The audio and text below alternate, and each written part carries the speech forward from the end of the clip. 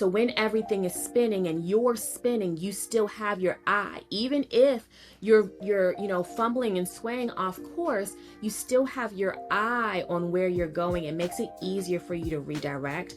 I consider your purpose like that internal compass.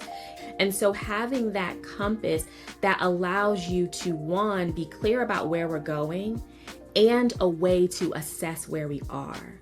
So a compass gives you both. It tells you where you are, which direction you're pointing, and you can say, oh, I might be pointing northeast, but I actually need to go southwest.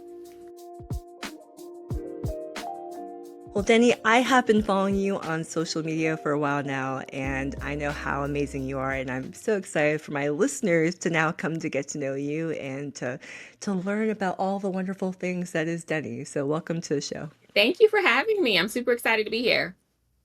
So I do want to start off and just let the listeners get to know you a little bit more, right? And we'll dive into the Grit Forward framework and anything else that you think the listeners might want to hear about. But could you start off by just letting us know a little bit more about some of the core values or the early leadership lessons that you've learned that have really just anchored you even to today? My goodness. I would say that I've always lived by this phrase, dream bigger.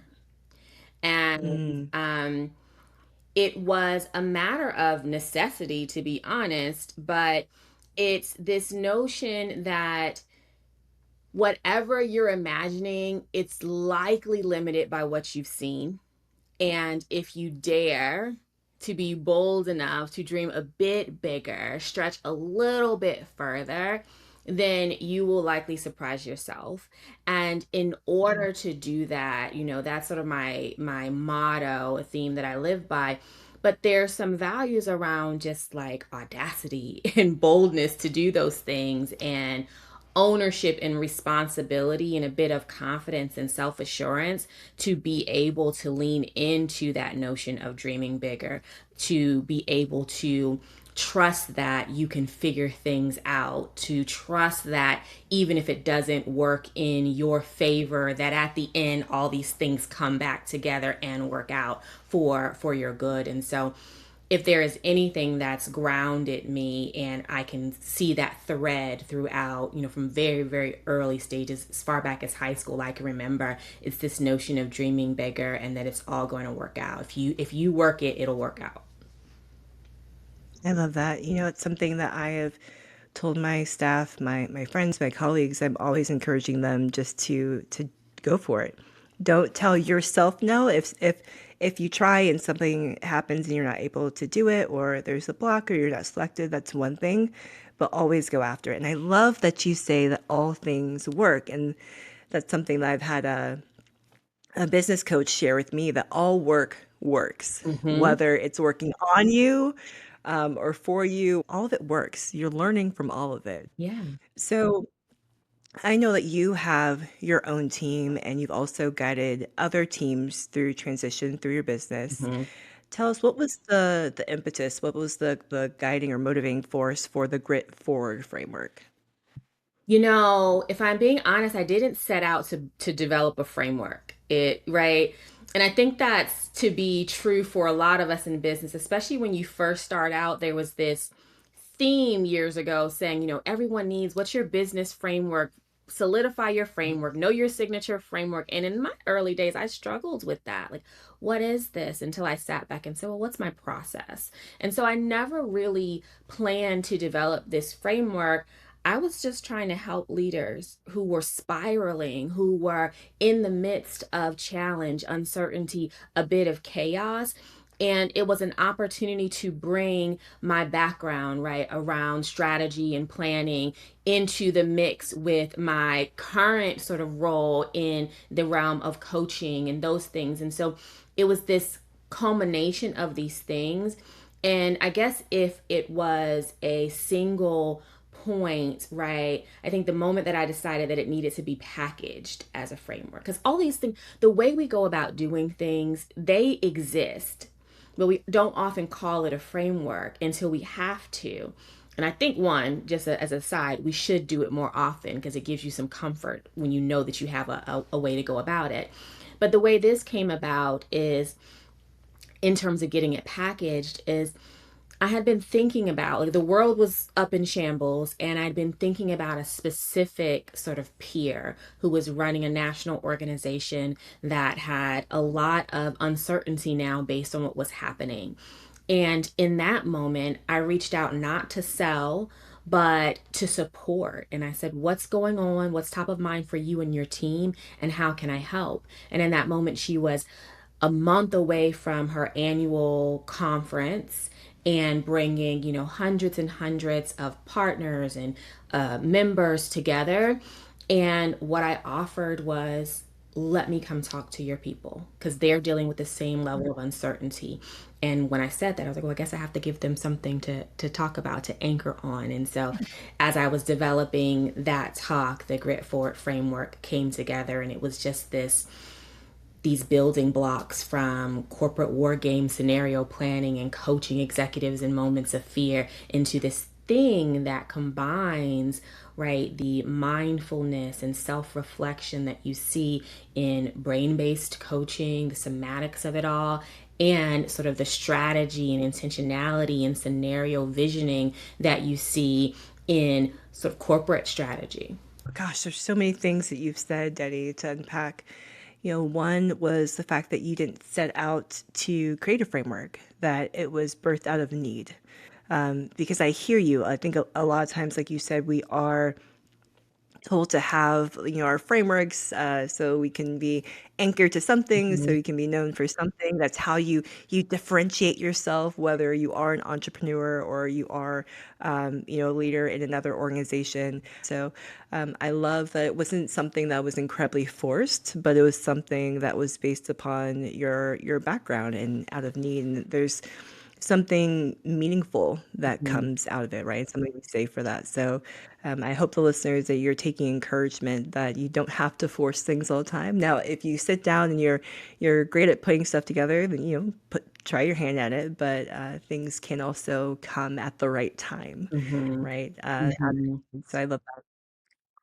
Well, so for female entrepreneurs that are navigating this constant change, as example with your friend that was running the national nonprofit, how's the first step, the ground and purpose step, really help them reclaim clarity? Yeah. That ground step, right? Grounding in purpose. It is all about establishing and or revisiting your North Star. I akin it to when back in the day when I would drive to the office. It's not my story anymore, but back when you would drive to the office, it's the thing that you did every day almost. And so you would be on autopilot. And Mhm. sometimes you might look up and say, "Oh wow, I'm here already." I don't know what car was next to me. What was there an accident over there? Was the sign hanging? Was there one of those, wiggly people with the signs out there at the moment? I don't know because I was completely on autopilot driving to my destination.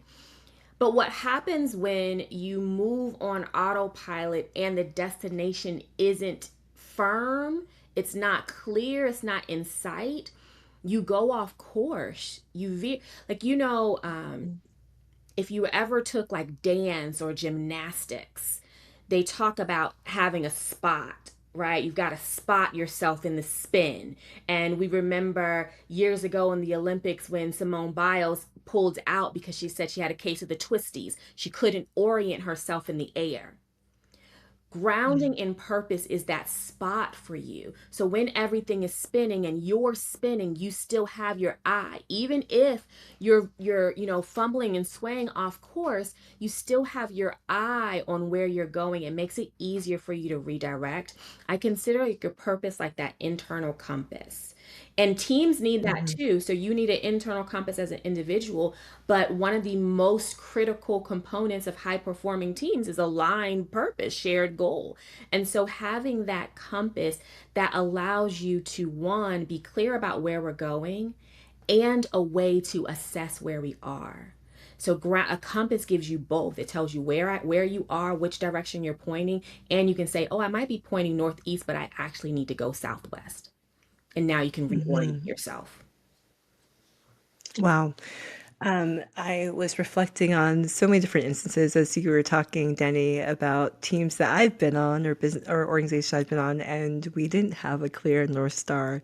And yeah, things were pulling us in many different directions. I'm curious if there's any questions or any prompts that you give leaders to help them even disentangle and figure out what that North Star is.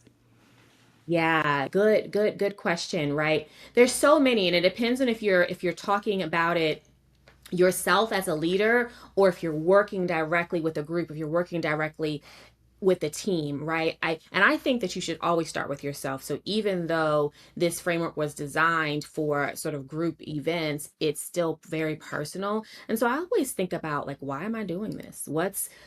What's most important? Why does it matter? What am I trying? What's the impact that I'm trying to accomplish? Sometimes we root on the action and not the impact, and that gets us off course really quickly. And so a lot of times we don't ask why enough. And so variations and continuing to dig into the why is one of my biggest suggestions, right?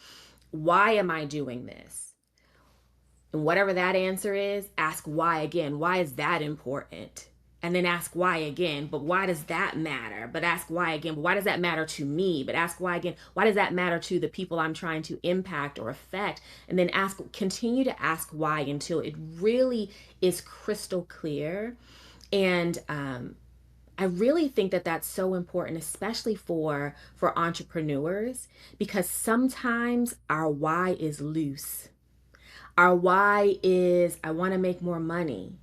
And why is a great Mm, goal, but it's not a purpose. And so when your why is the money, the outcome, and not the purpose, then you start swaying in terms of how you get there. And I know your audience has lots of entrepreneurs. If you're early stage entrepreneur, it's one of the things all of us do, right? Someone asked me, "Hey, you're a consultant. Do you do this?" No, that wasn't my why, but sure, you're going to pay me for it. Absolutely. I'll go figure it out whether I know how to do it or not. And before you know it, you're 3 years in and you built a business that wasn't what you wanted. It's not aligned. It's not having the mm. impact that you want. It's not aligned. And so I always think that the most important question is the why, right? There's tons of other questions we can ask in there, but like, why this? Why me? Why now? Why does it matter? I was actually speaking with a colleague of mine a couple weeks ago who's been an entrepreneur for like 4 years now, and uh, it's something that she still deals with. In the nonprofit world, you might call it like scope creep, or Yeah. like you start off and then you just veer, and then you just yeah you. So I appreciate that grounding, and leaders, I really hope whether you're entrepreneur or not that you're really taking this to heart, right? Because as Denny was saying earlier, you want employees, staff, contractors, whomever, to understand. Because if you don't know your North Star, they're going to feel very frustrated, and you might have turnover and all sorts of things, all because there wasn't clarity. And so, Denny, I'm just reflecting on myself Yeah. as we're talking. If I can add one thing, because I want to be really clear, especially because we're thinking about entrepreneurs and even for leaders too. When I say you want to be clear on your why and your North Star, I really am it's really your why and not your how.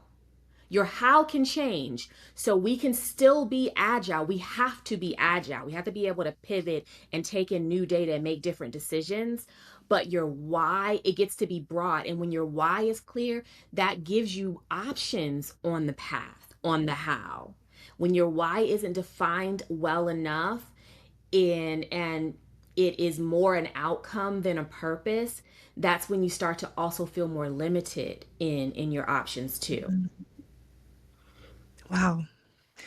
Denny, this is gold. I want people to really understand how much gold this is that Denny's offering you. Yes, for your teams, and yes, as she's saying, in terms of your ability to be agile, but even your ability to communicate your purpose and your vision to others, and having that level of depth and clarity. again is going to differentiate you in terms of funders or contractors, or if you're going after venture, funding, like your ability to do this influences your pitch. It changes everything. This is gold. I want to make sure This people is the understand this. foundation, like this is the foundation of our work on career and leadership development. It's the foundation most of in all of our programs, not just sort of the grit forward framework. It is foundational. Your roots, when I talk about resilience, the why are your roots? We have all of these different frameworks, but they all start with this who are you and what are you here for? What are you seeking to accomplish? Wow. Yeah, I was making a joke with someone the other day in terms of new management training, that I one of the things I think people should be assessed for is whether or not they're a people pleaser. I think that is going to affect how you lead. This is the other thing. So even to my mid senior leaders that are, or mid leaders, excuse me, that are listening, even within a larger organization, yes, how are you aligning yourself with the overall mission? But what is your why within your role? What is the why for the team that you're leading? So this, it's Denny. I don't know if the book is out yet or if you're writing the book, but this is wonderful. Thank you. Yeah. So I'm sure you've heard the term analysis paralysis, and something that affects us all, but specifically with like women leaders, women entrepreneurs. How does your next step, the reflect and reframe step, really help shift their mindset from overwhelm to intentional leadership? Yeah. Sometimes this step seems counterintuitive, especially when everything's coming at you, when it's chaotic, when there's stress, when the risks are high, right? This instruction to pause seems counterintuitive when everything feels like I need to act now, I need to do something. And so, what I find is that usually when you're in the midst of something that's big, that feels heavy, high risk, high stakes, people do one of two things. They either immediately act or they freeze up. So they act without getting clear or they freeze without processing. And what that is our inability or this notion that we need to compartmentalize our emotions and our feelings and sort of get stick to it, right? We live in a society that de-emphasizes and devalues sort of somatic knowledge, somatic information, right? But that's Mhm. data that we continually leave on the table. And so this part of the framework really is intentional, on purpose, sit still, be quiet. And this gives you the space to process what's coming up for you, the space for you to calm your brain. Because we know, based on the neuroscience, that your brain responds the same way to social threat and stress as it does to physical threat and stress. So, when the world is in an uproar and you're worried about your business or your team is struggling and whatever, it's high stress, that's the same. Your brain is reacting the same way as if you were in front of a lion. Mm. The mental, all of your mental resources are now shifted to survive.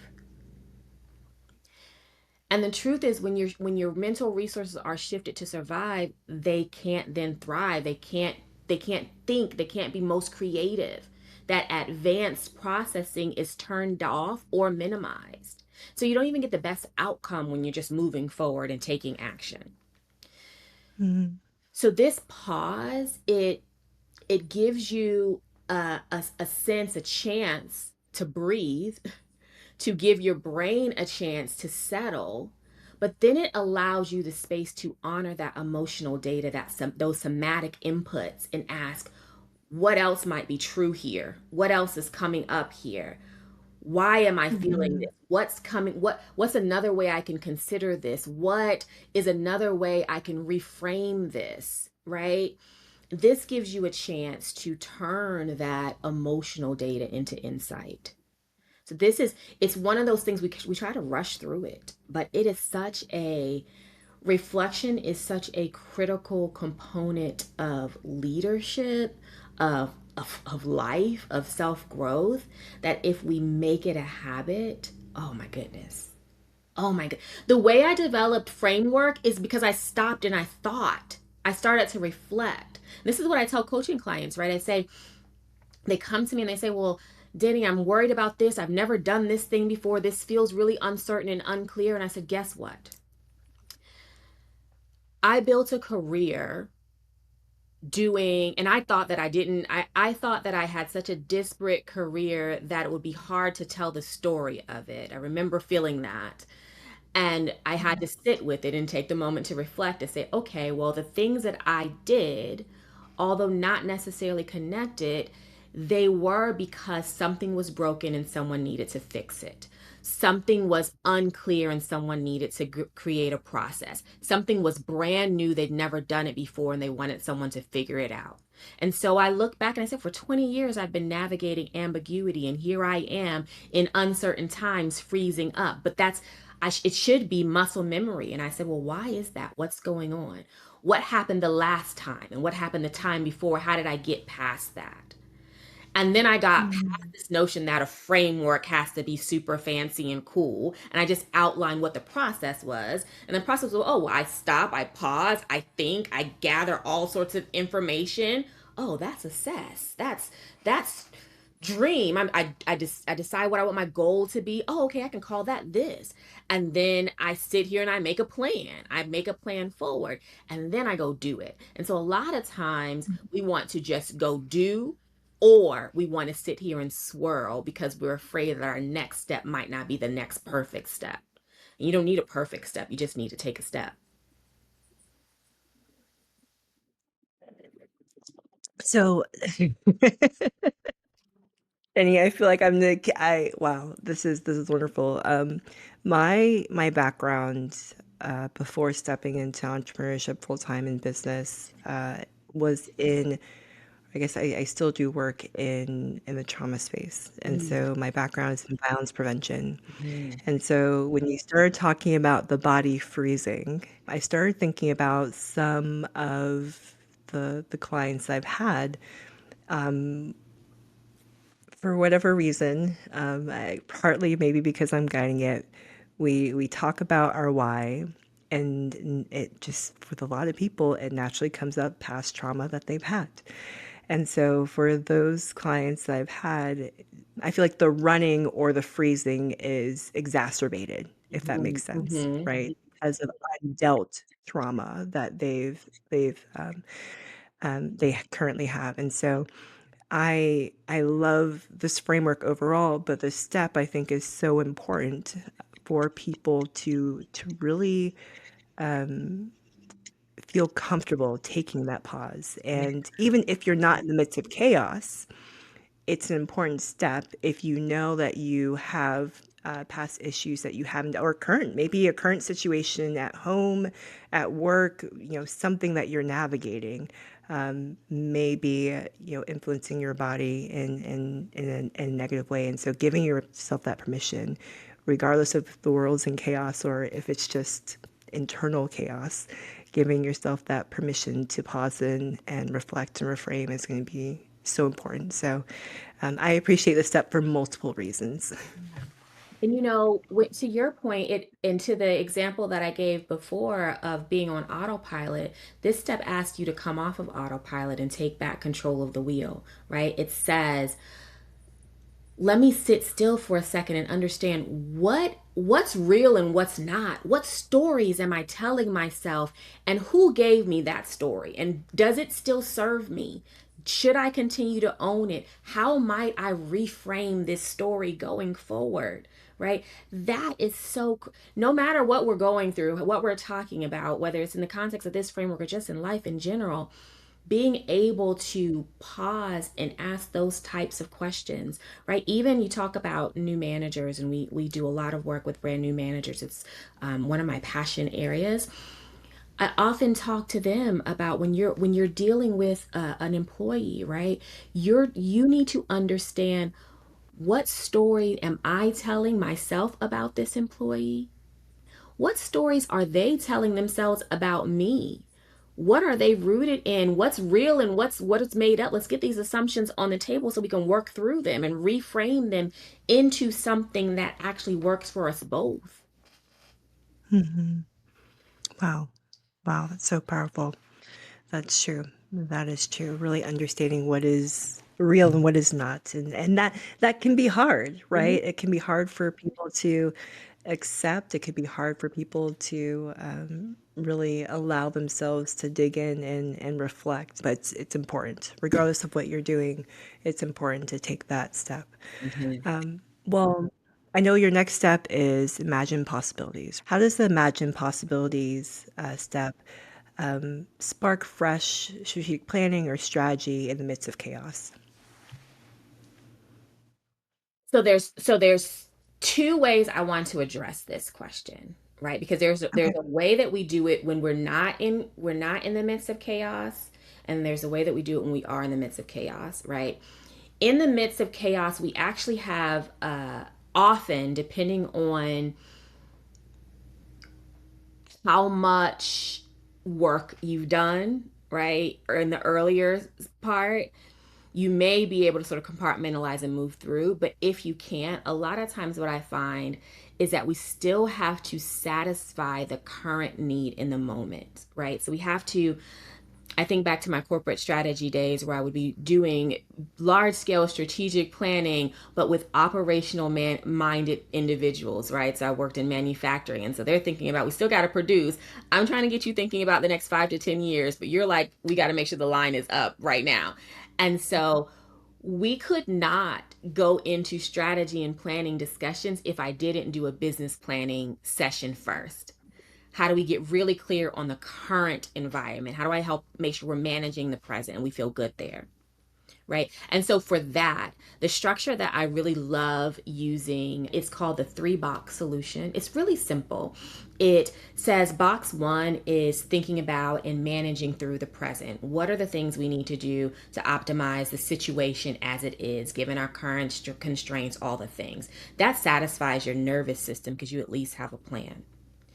The next box is selectively forgetting the past because we often anchor in what happened before. This is what I said I was going to do, the opportunity cost of changing directions and all of those things. So, really, that's part of that reflect. So, what happened in the past? What do we keep versus what we leave behind? What do we need to walk away from the past? What did we learn, right? And we want to carry forward.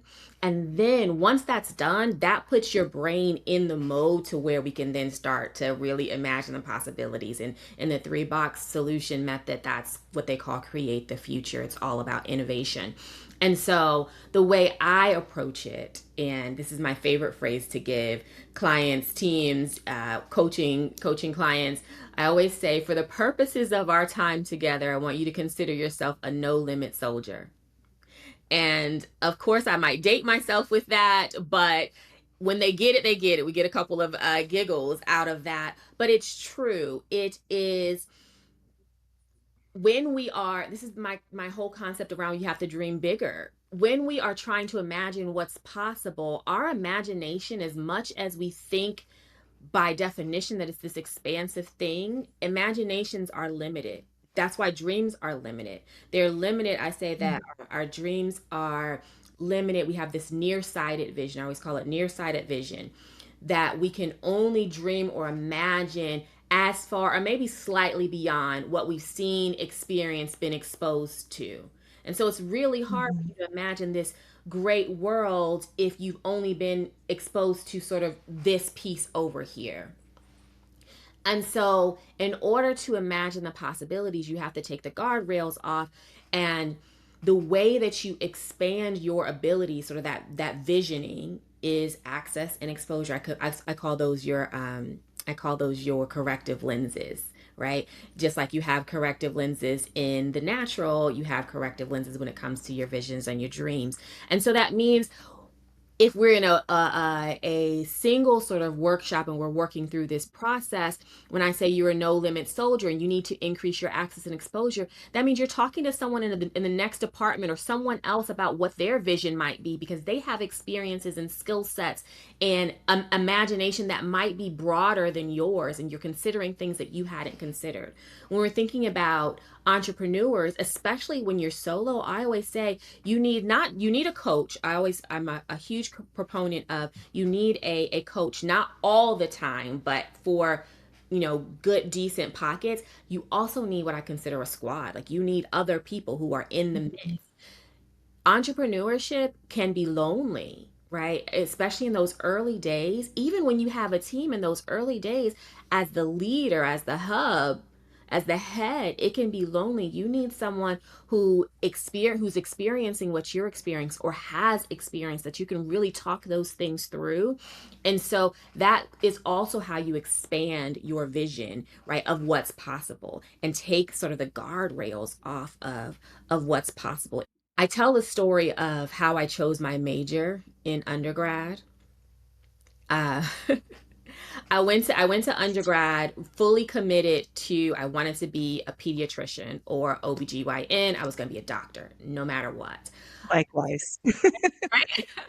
I loved chemistry, hated biology. This isn't going to work. Let's shift things around. And I happened to go to see the movie How Stella Got Her Groove Back. I'm dating myself again, but I saw the movie How Stella Got Her Groove Back. And when we get back from the movie, I asked my friends, I said, so what do y'all think she does? Because, Stella was able to spend a whole month in Jamaica at this nice resort. She took her son and her niece. She didn't go to work. And not only did she do that, but she could afford to bring this man back home and take care of this man with no job. What what do you think she does? And they said, I don't know. Maybe it looked like something in finance. I think it looks like something in finance. Maybe she's a stockbroker or an investment banking. I said, okay, so I need to, so she probably majored in finance, you say? Yeah, probably that. Okay, no worries. The very next day, I went into my advisor's office. Hi, I'd like to change my major. Yeah, I think I need to be majoring in finance. Yeah, because I wanted to do, I didn't know what she did. All I knew was, now I'd never known that this was a career option. I grew up in the Maryland, D.C. area. What we were told was graduate, go to college, and get a good government job. So, a good government job, accountant, lawyer, doctor, those were the things that you could do to be considered successful. That was the vision that I had. A movie Mhm. expanded my vision and said, "Oh, I'm good with numbers. I like money. I want to wear a suit. I like Jamaica. Cool. Okay." That's when I say, you got to expand your vision, get exposure, read, talk to other people, travel, get other input, so that you can imagine great, you can imagine bigger, you can dream bigger. Wow, I first of all, that was not my first thought after, seeing Stella get her groove back. I was not thinking about what she did.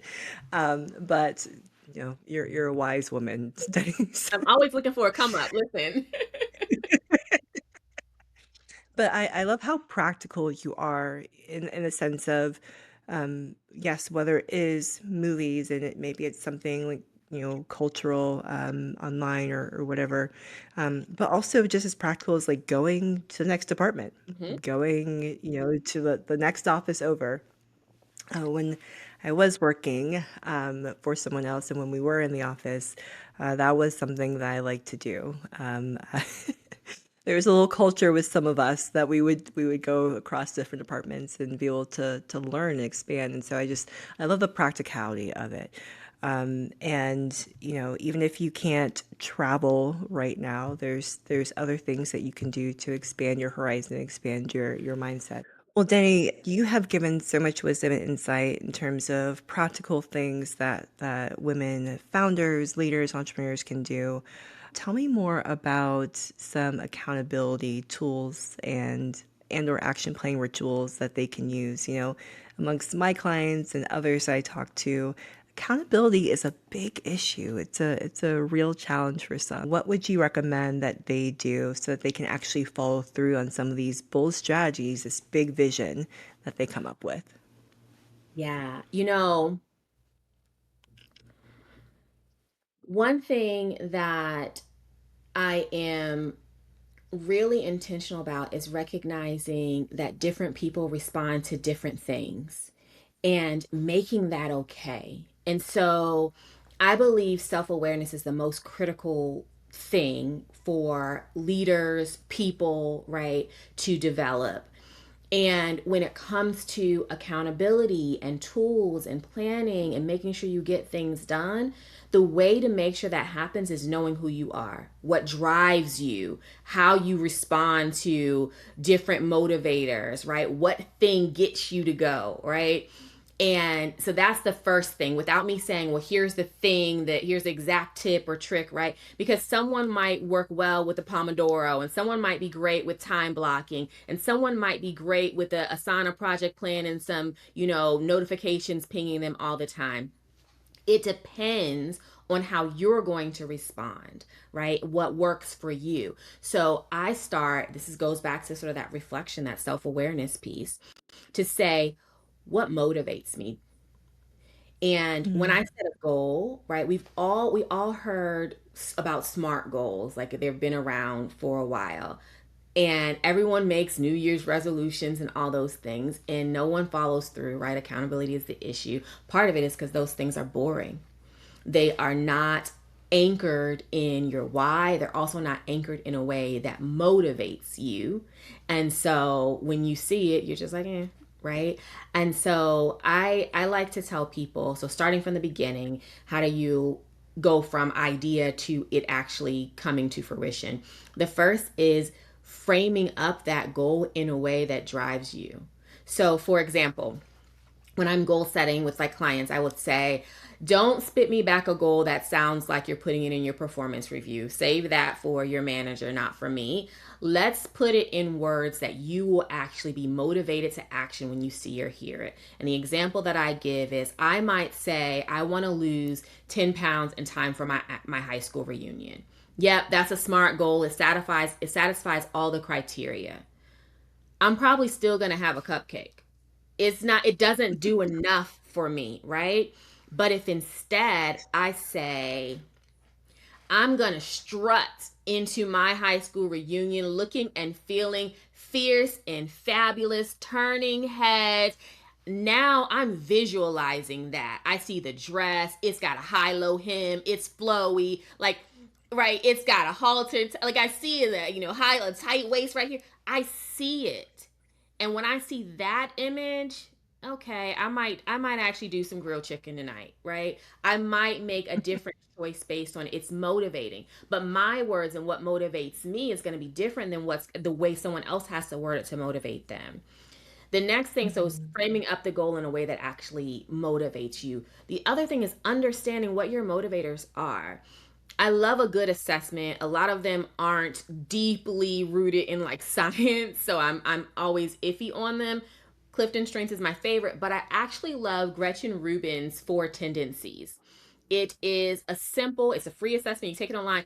A simple way that helps you understand how you are motivated. What drives you? Are you more intrinsically motivated, extrinsically motivated, right? So knowing those things about yourself, then you can determine what do I need from others to get this thing done, and what do I need from myself to get this thing done. For example, I am on her scale in her four tendencies. I'm a rebel.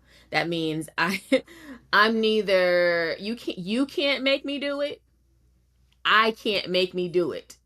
The so it's like I imagine myself being the toddler and you're sneaking the spinach and broccoli in my spaghetti because if I see it, it's hard, right? It's because that's it, but I know that about myself.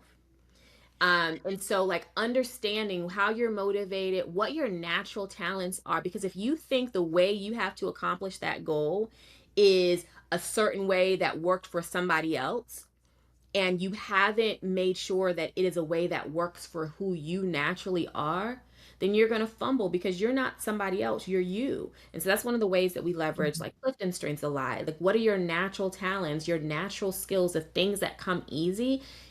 Use those things to accomplish the thing that you're trying to accomplish, right? And so knowing that helps me frame up what then is my approach. How do I, so if I have a big goal, I know I have to break it up into itty bitty tiny pieces, that they have to sound exciting, that, I have to, there has to be something, I have to show up for something, right? You can't just check in and say, Denny, did you do this? That type of accountability doesn't work for me. I have to physically have to show up and share it and tell someone about it, teach it in order for me to be committed to doing it, right? And I also think about, so kind of what motivates me breaking it up. And I also think about when's the right time for me to do the work. I think that's one thing that we don't spend enough time really getting clear on. It's one thing Mhm. that's been very helpful for me and I have clients doing as well. So beyond just time blocking, just sitting down and looking at a week or a general month, am I better for deep thinking work? What days, what times am I better for deep thinking work? What days and times am I better for sort of just manual task? What days, what time am I best for creative thinking? When am I best to engage with other people? And then trying to build your schedule and your work around that. Am I the type that's Mhm. it's easy for me to shift gears really fast, or do I need really intentional focus time? Making sure that I build that in. If I know I need time, focus time. So I'm really intentional about my calendar and making sure that I have that time blocked. I know certain things I can squeeze in 30 minutes or in between meetings. And there are other things that I need a 2 hour space. And if I don't have that 2 hour space, it's not going to get done or it's not going to get done well or whatever the case may be. And then Mhm. about we have a program called Unleash Genius, and it has a framework, the Genius framework, and the last part of that framework is called Sustain. And the Sustain section of that framework focuses entirely on your internal and external systems of support. So now you've set all these goals and things like that, but what are the things, the systems, the rituals that you need to put into place? So that's some of that reflection that you're doing. And then what are the external things that you need to put into place? So who do you bring into the mix? Is it a coach? Is it a colleague? Is it a peer? Is it a team member? What are those things that you put into place to keep you on track? And being intentional about calling those out, framing them, planning for them, not just thinking that they're gonna by default happen. Outside of like the time of day and the wording that you use, what other ways have you kept yourself motivated? So I know you said it has to sound really good, and you spoke about the time of day and what have you. What other things have you done? I'm just curious as Rebel. I'm gonna be honest with y'all, okay?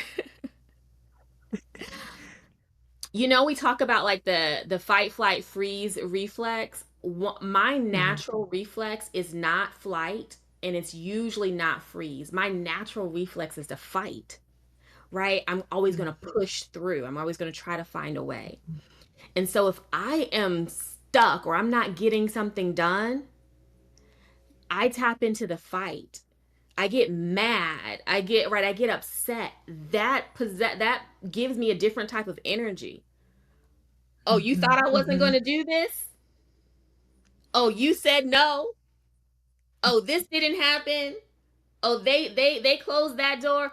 Bet, let's go, right? And now suddenly it's a different level of motivation that shows up. Other people that might not work for, but for me, and I try not to pull it all the time, but for me, right? Some of that, you got to boss up on yourself sometimes. So I do a lot of mirror work. Um Intentionally, if I feel like I'm my energy is being pulled, my confidence is waning, I'll go stand in the mirror and I'll just start talking like, what's going on? Why are you struggling? What happened? Well, what happened before? I go back and I start reflecting. Remember the last time this happened? What did you Mhm. do then? Remember the last time they counted you out? What happened then? Remember the last time it wasn't easy? How did you get through it then?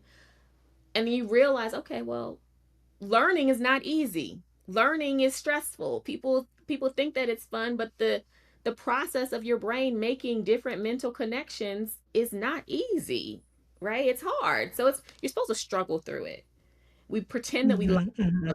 we don't. We like the outcome. We just remember we we telling ourselves stories here. We like the outcome. You don't like to struggle through it. That's true. And thank you for sharing that because I, like, as you were talking, I was like, I wonder where I am. But when you said the fact that, like, when someone says no and that gave you energy, I was like, that is me. That is. So I'll take the quiz and let you know where I land. Yeah, But I let me might be a know. rebel and I might have to reach out to. I love it. So we talked about accountability. I love that you mentioned that it's going to vary. It depends on who you are.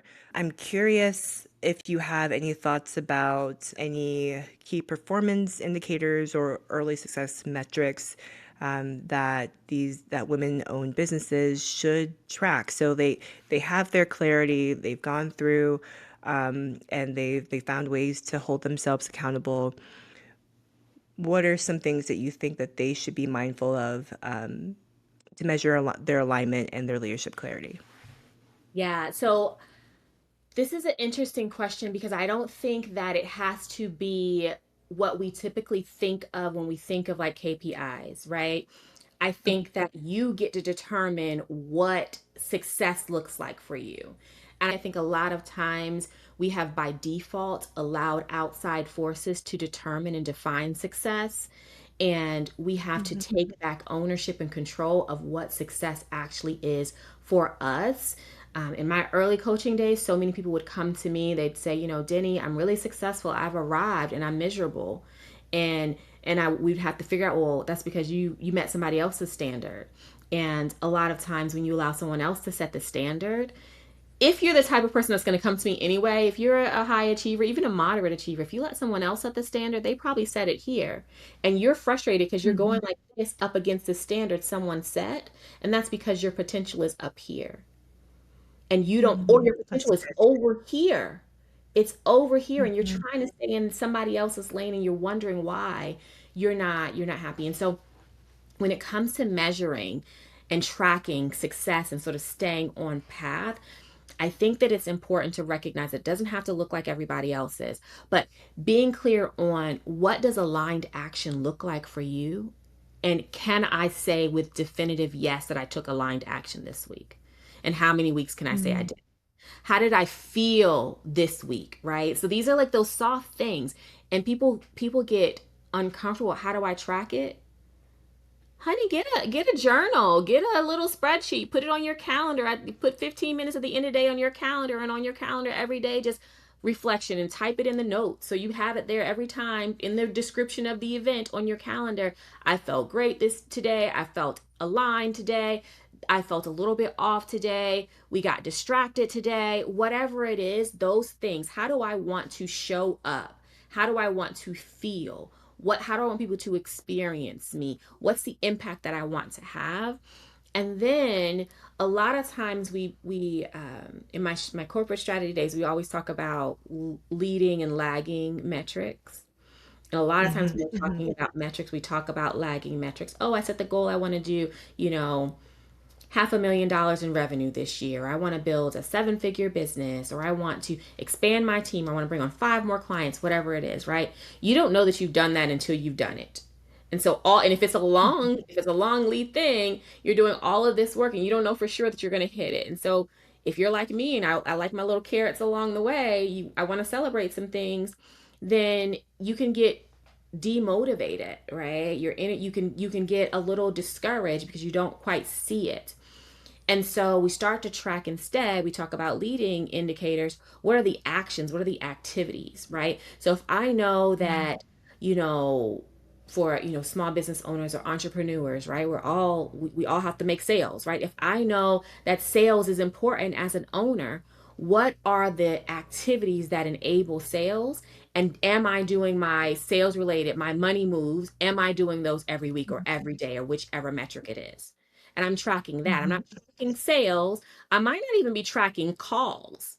I might be tracking emails that I sent, right? Conversations Mhm. that I had, text messages I followed up on. Because I know if I do those activities, those lead to Mhm. calls, and calls lead to proposals, and proposals lead to whatever the case may be. So getting clear, so Mhm. the actual metrics might be different for you depending on what your actual goal is. But I think making sure that your actions are aligned to your mission, are aligned to your why, right? To know, being able to know whether or not you're pulling towards that vision, or if you're distracted and you're responding to noise. For early stage, not quite as early, but when you get a little bit further along, when you have time to get out of the weeds, are you making sure that you're tracking how much dedicated time you're giving to the strategic stuff? Even tracking, did I Mhm. spend 30 minutes reflecting this week? Did I do my, how consistent am I in my reflecting? How consistent am I in my CEO time? Right? Those are the types of Mhm. things that I think for women-led businesses and women leaders, right? We need to be thinking about those things. What's the impact that I'm having? Am I doing those things that in the early stages really matter? And those qualitative things, right? Do I feel clear? How confident do I feel this week? How clear do I feel this week? Did I feel like I was able to reduce some friction, solve some problems, right? Those things I think are really important. One of the things that I am hearing throughout this conversation, a common theme for me has been freedom.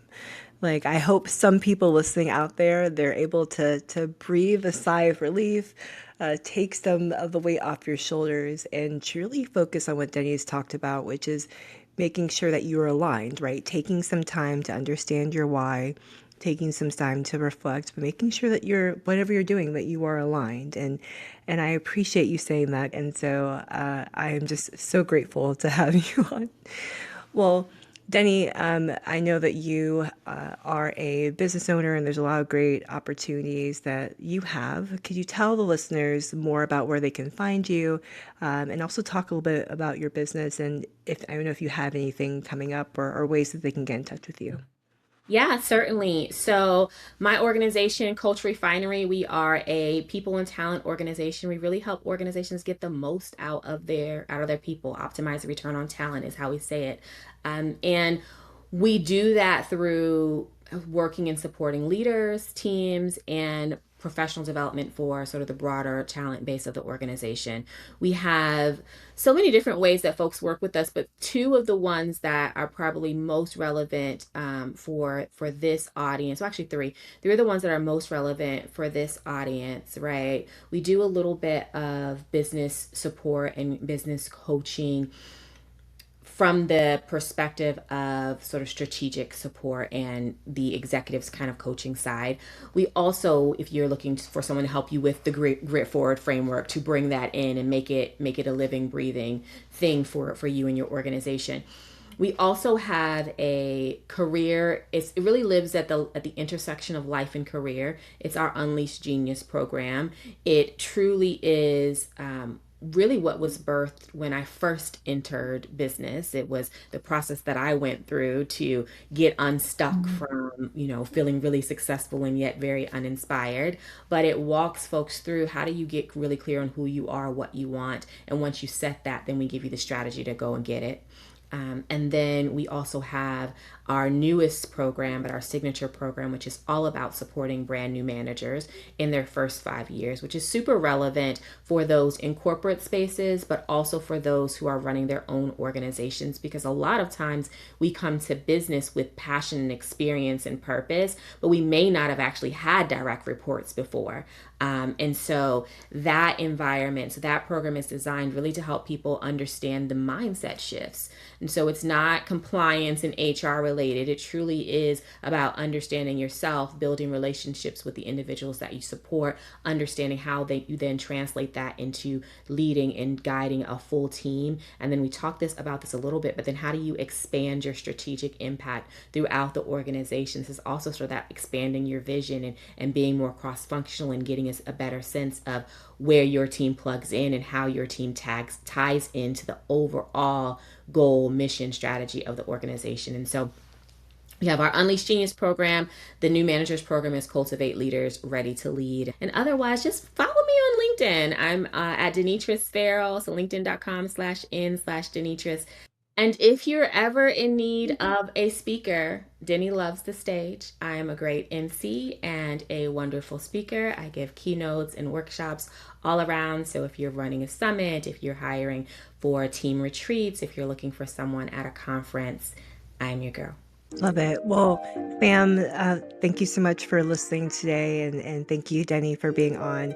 Let us know what you liked from what Denny said today. Let us know the action step that you're going to take based upon all the wisdom, all the genius that she shared with us today. We definitely want to hear from you. We will be back next week with another wonderful episode. But until then, stay blessed.